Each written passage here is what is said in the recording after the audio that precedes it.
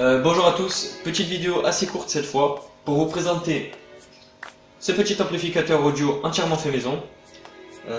C'est un petit ampli mais il est quand même assez bien puissant puisqu'il monte jusqu'à 2 fois 38 watts sur 4 ohms.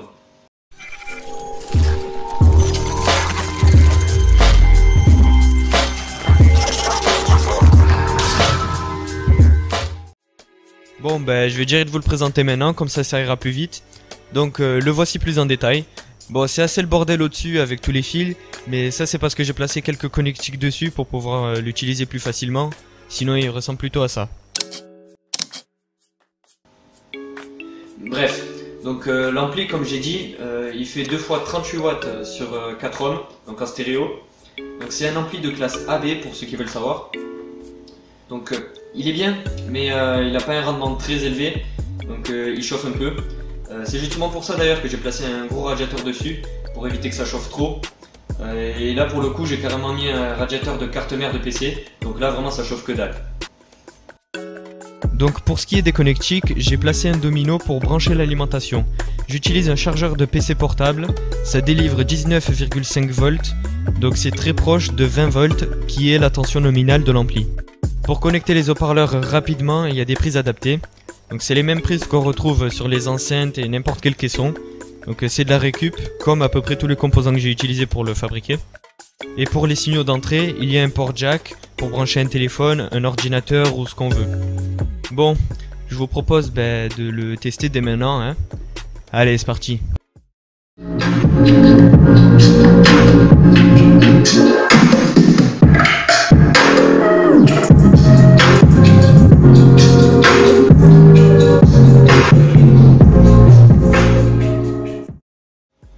Donc voilà, il est quand même assez bien puissant et c'est surtout la qualité du son qui est vraiment impeccable. Le seul petit inconvénient, ce serait peut-être de ne pas pouvoir régler le volume sur l'ampli. C'est forcément avec le téléphone. Bon, j'aurais tout à fait pu placer un potentiomètre sur l'entrée du signal, mais bon, là c'est moi qui n'ai pas voulu en mettre parce que moi perso ça me servirait à rien en fait. Bon Jackie, c'est bien beau tout ça, hein, mais comment ça marche? Alors, en fait l'ampli pour le fabriquer, j'ai juste utilisé un composant qui s'appelle le TDA7379. Donc c'est le gros composant qu'on voit au milieu avec plein de câbles. Donc ce composant c'est le cœur de l'ampli, c'est la partie principale. Tous les autres composants autour servent à commander en quelque sorte ce composant là. Parce qu'en fait l'ampli c'est juste ce composant. Tout le reste ça sert juste à régler certains paramètres comme la tonalité, le volume ou encore la netteté du son. Et c'est justement pour ça qu'il y a plein de fils dessus. C'est pour l'alimentation, le signal d'entrée, la sortie vers les haut-parleurs, etc. Le TDA7379, c'est un composant que j'ai récupéré dans un autre ampli qui était en panne. Il était irréparable. Du coup, j'ai retiré le TDA7379 et je l'ai testé pour voir s'il fonctionnait correctement. Et il était en très bon état, du coup j'ai décidé de recréer un ampli avec. Et au final, l'ampli, son problème, c'est les pistes du circuit imprimé qui font un court-circuit. Donc là, vraiment, c'est pas possible de le réparer en fait. Donc je vous conseille vraiment, si vous voulez vous fabriquer votre propre ampli, d'utiliser un composant TDA comme celui-ci. Parce que vraiment, tout faire composant par composant, c'est beaucoup plus compliqué et ça risque d'avoir une mauvaise qualité de son. Et en plus, les composants TDA, il y en a vraiment des milliers. Le mien, il fait 38 watts, mais il y en a d'autres qui font 200 watts ou plus. Par exemple, le TDA 7498E, c'est un ampli stéréo 2 fois 160 watts de classe D. Et pour les trouver, il faut juste chercher les fiches techniques sur Google. C'est ce que j'ai fait pour le mien, parce que sinon on ne peut pas savoir comment l'utiliser et on ne connaît pas les caractéristiques ni rien. Donc j'ai tapé le code de série qui a marqué dessus sur Google et j'ai accédé aux fiches techniques qui expliquent le type d'ampli dont il s'agit, comment le brancher et toutes ses caractéristiques. Donc par exemple la tension d'alimentation, sa résistance interne, son rendement, le courant maximum, la puissance dissipée et énormément d'autres choses. Mais surtout le nom de chaque broche du composant et à quoi elles servent. Et en plus il y a même des schémas d'application, donc c'est-à-dire des schémas assez simples à réaliser qui permettent d'utiliser l'ampli correctement.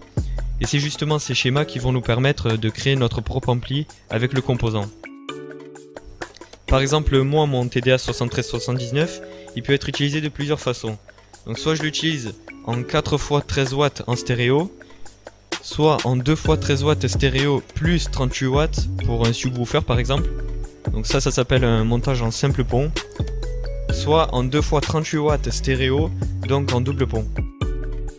Moi j'ai choisi la troisième option, donc en double pont, parce que c'est ce que je préfère. Il y a 2 haut-parleurs qui envoient vraiment toute leur puissance. Donc une fois que j'ai choisi le schéma réalisé, je regarde d'abord si j'ai tout le matériel nécessaire. Bon là vraiment il faut très peu de composants. Donc juste 4 condensateurs et une résistance de 10 kΩ. Les 2 condensateurs qu'on voit sur le haut du schéma, moi je les ai pas mis sur mon ampli parce qu'ils servent juste à éliminer quelques parasites dans l'alimentation. Bon ça peut servir si vous utilisez juste un simple transformateur pour l'alimentation. Mais moi j'utilise une lime à découpage. Et en plus la lime elle possède déjà des condensateurs, donc ça sert à rien que j'en mette dans mon ampli. Ensuite pour fabriquer réellement cet ampli, j'ai pris tout le matos. Une petite plaque PCB que j'ai découpée parce qu'elle était trop grande. Et j'ai fait le circuit imprimé. Après j'ai branché les connectiques, j'ai fixé tout le circuit sur le radiateur. Et voilà en fait. Bon maintenant que l'ampli est fait, il faudrait un peu calculer sa puissance RMS. Parce que sur la fiche technique du composant, il y a écrit 2 x 38 watts de puissance, mais c'est pas la puissance RMS. La puissance RMS elle se calcule différemment selon le type d'ampli. Mais pour un ampli de classe AB, la puissance RMS elle est égale à la tension d'alim fois le courant d'alim fois 0,5. Donc moi dans mon cas c'est 20 x 2 x 0,5. Donc c'est égal à 20 watts RMS. Un ampli de classe AB veut dire que c'est 2 étages d'ampli. Le premier est de classe A suivi d'un étage de classe B. L'inconvénient de ce montage c'est que l'ampli de classe A a quand même un mauvais rendement, ce qui fait que le TDA7379 chauffe beaucoup. Donc pour améliorer ça, on pourrait utiliser un oscillateur MLI pour transformer le signal musical en signal tout ou rien, ce qui améliorerait beaucoup le rendement, mais dans ce cas-là, l'ampli ne serait plus de classe AB, mais de classe D. Bon après là, moi je viens juste de créer l'ampli, mais je pense plus tard que je vais créer un étage de préamplification, parce que le signal jack il est quand même assez faible, et je pourrais monter à un volume encore plus élevé en augmentant le signal d'entrée. Et aussi ça serait bien si possible que je fasse une partie traitement du signal pour le faire passer en classe D et avoir un meilleur rendement. D'ailleurs l'ampli d'où vient le TDA7379 c'était un ampli de classe D parce que le signal d'entrée était un MLI. Ça améliore vraiment beaucoup le rendement, donc ça serait un petit plus que je pourrais ajouter à l'ampli, mais c'est quand même vraiment compliqué à faire. Et aussi je travaille déjà dessus sur un égaliseur pour l'ampli pour régler les fréquences et le volume. Et c'est pour ça justement que pour le moment j'ai pas placé de potentiomètre pour le volume sur l'ampli. Voilà, donc là j'ai juste fait l'ampli, après je verrai pour faire le reste, parce que j'ai l'intention de faire un peu comme une petite chaîne hi-fi avec un égaliseur et tout. Bon je crois bien que c'est tout ce que j'ai à dire à propos de cet amplificateur. J'espère, comme toujours d'ailleurs, que cette vidéo vous aura aidé. Je vous rappelle que si vous voulez me soutenir, vous pouvez vous abonner à ma chaîne YouTube.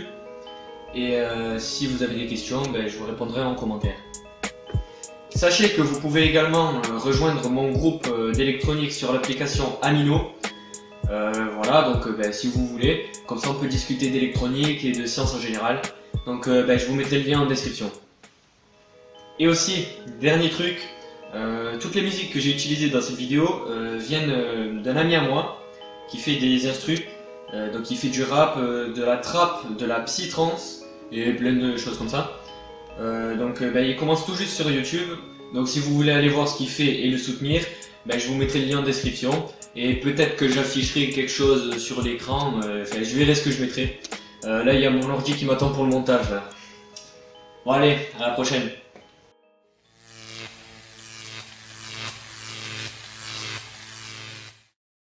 I love little girls, they make me feel so good.